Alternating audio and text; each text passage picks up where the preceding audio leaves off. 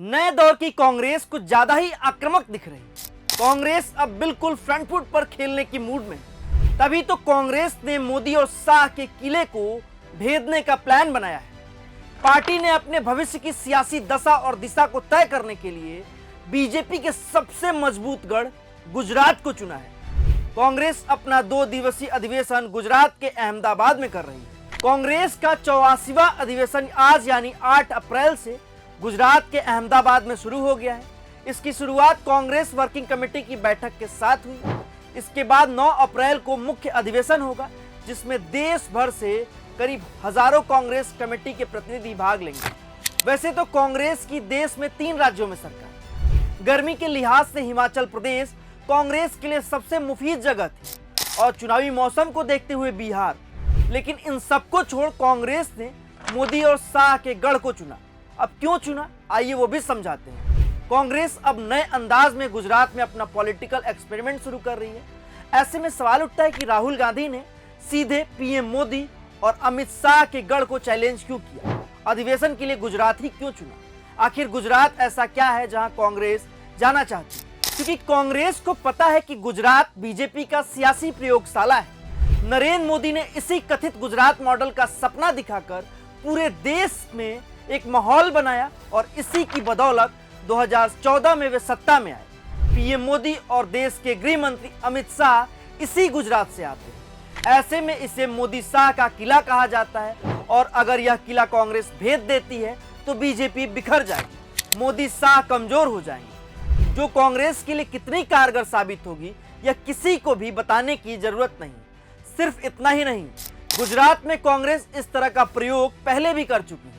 जब 1961 में कांग्रेस ने गुजरात के भावनगर में अधिवेशन किया था और इस अधिवेशन का असर ये हुआ कि कांग्रेस की उस दौर में जबरदस्त लहर आई और गुजरात समेत कई राज्यों में कांग्रेस ने सरकार बना डाली। अब 64 साल बाद गुजरात के अहमदाबाद में फिर से कांग्रेस का राष्ट्रीय अधिवेशन हो रहा है। ऐसे में कांग्रेस की मंशा साफ है।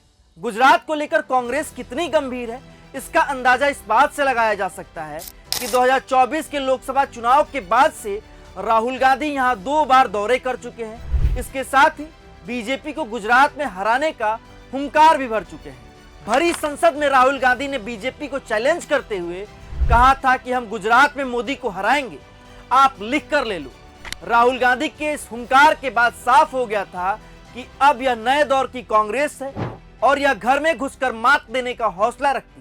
वैसे तो 2025 में बिहार में विधानसभा चुनाव है, उसके बाद 2026 में पश्चिम बंगाल, असम, केरल, तमिलनाडु और पांडिचेरी जैसे राज्यों में विधानसभा चुनाव है और 2027 में गुजरात में विधानसभा चुनाव है, जिसको लेकर राहुल गांधी बीजेपी को चैलेंज कर चुके हैं। इसके अलावा कांग्रेस ने गुजरात क्यों चुना, इसके पीछे एक ठोस वजह और भी है। इसी साल महात्मा गांधी के बतौर कांग्रेस अध्यक्ष 100 साल पूरे हो रहे हैं। इसके अलावा सरदार वल्लभ भाई पटेल की भी 150वीं जयंती इसी साल है। ये दोनों ही महान विभूतियां गुजरात में पैदा हुई थी, इसीलिए कांग्रेस पार्टी ये अधिवेशन गुजरात में कर रही है। इस अधिवेशन के जरिए 2027 में होने वाले गुजरात विधानसभा चुनाव के लिए रोडमैप कांग्रेस तैयार करेगी।